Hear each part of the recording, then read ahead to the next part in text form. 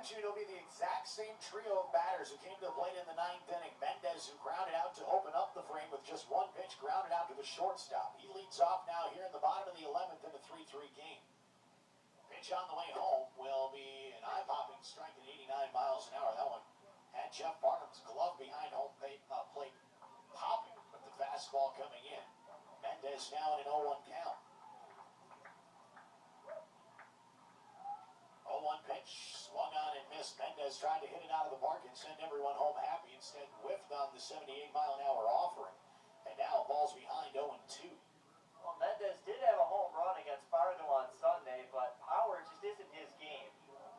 He's a guy that has to keep that level swing and not try to do too much, just get on base. Pitch on the way. Mendez shoots it down the first base line. That's going to get out of play, foul. And the count will stay at 0-2. No balls, 2 strikes. Many of the fans here in the Birdcage have hung around for this extra inning affair tonight. We are now 3 hours strong in this game. First pitch was at 7:04. It's now 10:07. 0-2 offering, roped down the third base line, but that's going to go foul past third base umpire Anthony Sheets, who had to do the old hulu dance to try to get out of the way of that one there. Now Mendez digs back in again. 0-2 the count. Started to his right, and Anthony Sheets just kind of dove out of the way, bending at the hips to try to avoid being hit by that liner. .263 batting average this season for Mendez, awaiting the 0-2 pitch. Shoots it down the right field line again. Had to stick the head of the bat out this time, just to be able to make contact. But stays alive. See if maybe something comes back inside and he can turn on it. And this is a guy who's been really focusing on pulling the ball a little bit more as of late. Just 1 home run on the year, hit it over the weekend. Back in the first game of our doubleheader on Father's Day.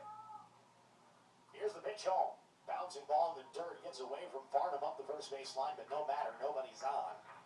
And now a 1-2 count here for Mendez.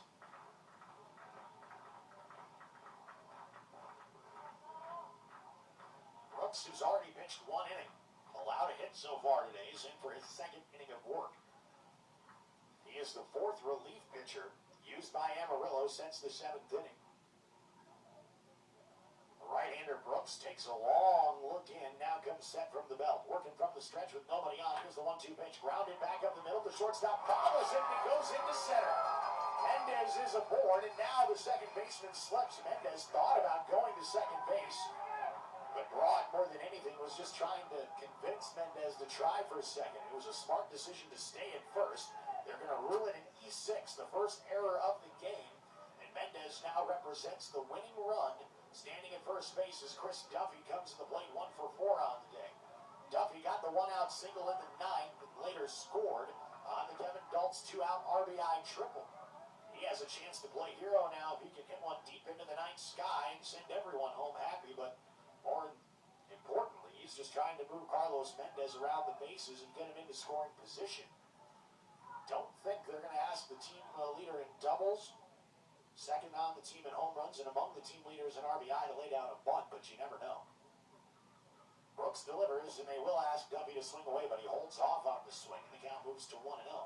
Third baseman Mahoney was several steps onto the infield grass, and it appears now he is reconsidered as he now moves even with third base. Let's see if maybe now the 1-0 count they do in fact ask Duffy to bunt. Mendez is out to about a 2.5-step lead around first. Catcher sets up away. Brooks delivers. Duffy swings through the offering and chops it foul back behind home plate. 90-mile-an-hour fastball low and on the outer half. That's a tough pitch to catch up to. Duffy got a piece of it, though. Stays alive here with the 1-1 count. Nobody out. Running run standing at first in the bottom of the 11th inning here at the Birdcage. Sioux Falls is 0-1 this season in extra inning games. Their only extra inning game was played at the Birdcage here very early on in the season against the Gary South Shore Railcats.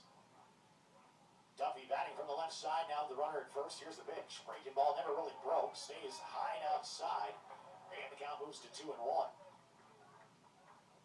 Everybody on the edge of their seats here tonight at the Birdcage. Duffy with the count in his favor can be a little selective. He's not afraid to hit with 2 strikes, but if he gets something good here on 2-1, got to think he's going to pull the trigger.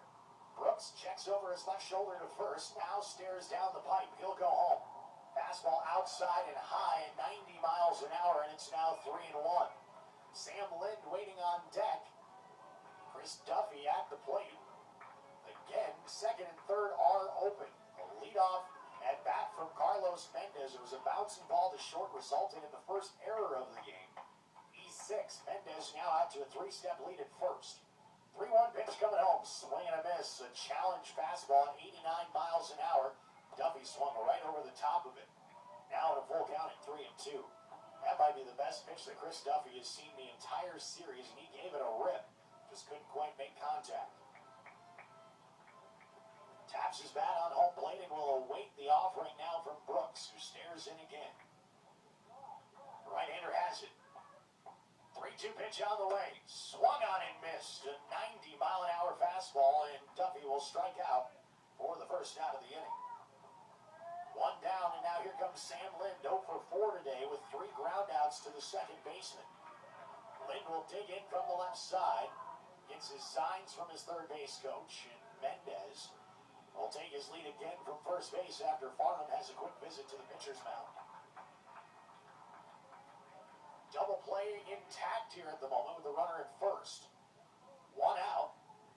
3-3 your score at the bottom of the 11th inning. Right-hander Brooks comes set. Runner from first goes. The pitch is outside. Farnham throws to second. It goes into center field. Mendez will get up and try for third, and will get there standing up. Second error of the inning, and the Birds are now 90 feet away from winning this one. And again, we mentioned that it's the local product in Sam Lind, the Sioux Falls graduate from Roosevelt High School, who's at the plate here right now. Kai Winter, the Augustana College graduate, is on the mound and could potentially get the win here tonight if all goes well for Sioux Falls. The infield is drawn in for Amarillo. They're going to rule it an E2. Mendez goes from first to third on the play, and now a 1-0 count to Sam Lind. The right-hander Brooks comes set. Here's the pitch home. Upstairs, and the velocity at 91 miles an hour. That one nearly got over Farnham's head and would have ended the game. Instead, now it's a 2-0 count, and Lind can elect to look for something to his liking. Doesn't need to swing at this one. 2-0 pitch coming home from Brooks. Here's the offering. Hit into the gap in left center, right center correction. It will be caught by Patton. Mendez will tag up. The throw to the plate, not in time, and the Birds win. Walk-off victory, Sam Lind. The hometown hero gets the game-winning RBI, and he's smothered by his teammates near first base. It's the first win of the season for the Birds in extra innings, and they get the series win against Amarillo, 2-1. Your final at the Birdcage, 4-3.